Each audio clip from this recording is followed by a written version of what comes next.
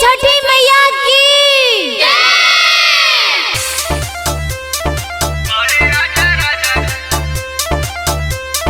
Music by Arya बाबू।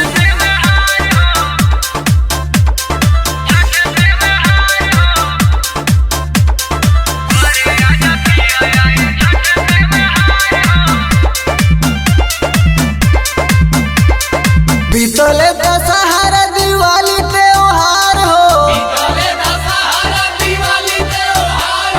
बीतले दशहरा दिवाली त्योहार हो, बीतले दशहरा दिवाली त्योहार हो।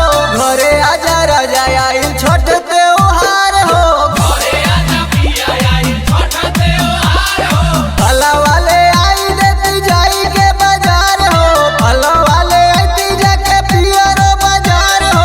घरे आजा राजा आई छठ त्योहार हो,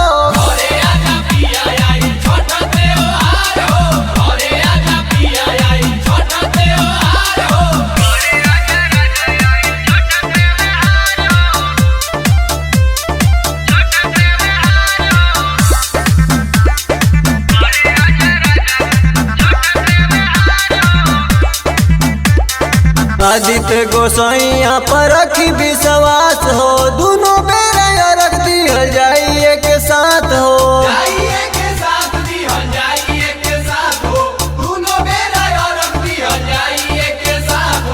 महिमा महान हवे कर विश्वास हो, छठी माई के कृपा से पूरी जाई आस हो।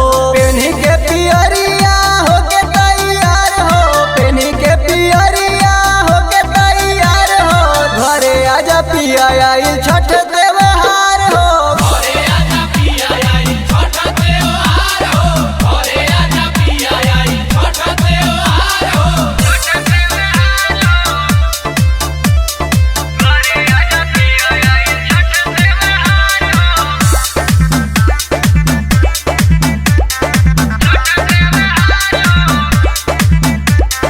और बिन तिवारी पिया देरे न लगाई, जल्दी से जाके रौरा टिकट कटाई।